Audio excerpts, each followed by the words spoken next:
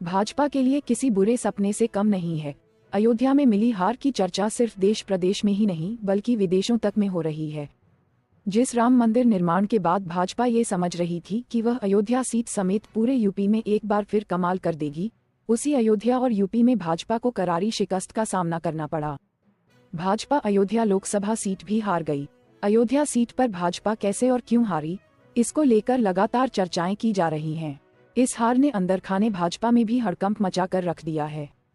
इसी बीच अब खुद समाजवादी पार्टी के मुखिया और उत्तर प्रदेश के पूर्व मुख्यमंत्री अखिलेश यादव ने बताया है कि आखिर भाजपा के साथ अयोध्या में इतना बड़ा खेला कैसे हो गया और उसे सपा ने कैसे अयोध्या में करारी मात दी। अयोध्या में भाजपा को मिली हार पर सपा चीफ अखिलेश यादव का बयान सामने आया है। अखिलेश का कहना है कि भाजपा वहां लोकल मुद्दों की वजह से हारी। उन्होंने कहा, अयोध्या की जनता का दुख दर्द हम सभी ने समय समय पर देखा है। वहां की जनता को जो उम्मीद थी वह पूरी नहीं हुई। अखिलेश यादव ने आगे कहा, जिस तरह से अयोध्या में सरकार का कामकाज रहा उससे लोग खुश नहीं थे। लोगों को उनकी जमीन का मुआवजा नहीं मिला। लोगों के साथ अन्याय हुआ। वहां लोगों की जमीन ली गई मगर उस जमीन की सही कीमत लोगों को नहीं दी गई। विरोध किया तो मारपीट की गई। फर्जी केस दर्ज करवाए गए और दबाव डलवाया गया। आपको बता दें कि अयोध्या फैजाबाद लोकसभा सीट से समाजवादी पार्टी के उम्मीदवार अवधेश प्रसाद ने भाजपा के लल्लू सिंह को हराया है। सपा के अवधेश प्रसाद ने भाजपा के लल्लू सिंह को 54,567 वोटों से शिकस्त दी है। इस हार ने हर किसी को चौंकाया है। हमारी दुकान सन 90 में लिए थे और सिक्योरिटी भी दिए थे। मंदिर राजा भोज में हमारी दुकान रही। मेरी नाम अन्नपूर्णा भैया अग्रवाल है। मैं उसी दुकान से जी खा रही थी। उस दुकान में हमने 2-3 लाख रुपया लगा के 18 में बनवाए थे उसको बढ़िया से। कमाने नहीं बिना 19 में किए दुकानदार, उसके बाद 20 में कोरोना, 21 में कोरोना, 22 में दुकानें तोड़ दिया नवंबर में।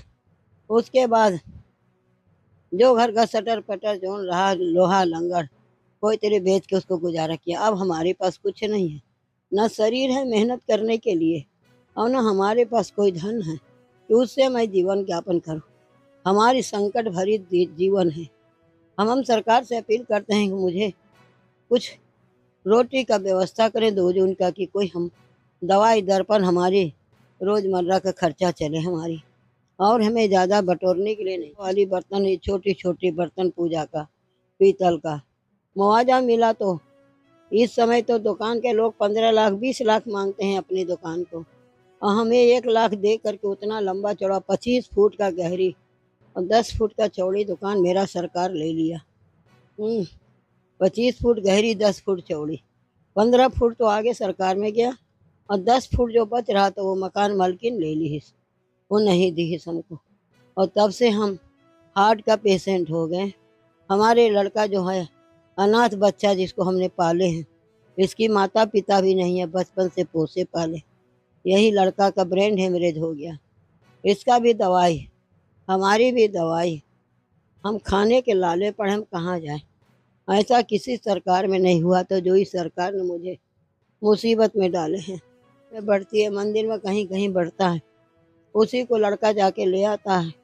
कभी और भी सड़क में बढ़ती है कहीं कहीं, वही सब ला करके हम खाते हैं। क्या करें, अब क्या करें, हमारे पास कोई उपाय नहीं।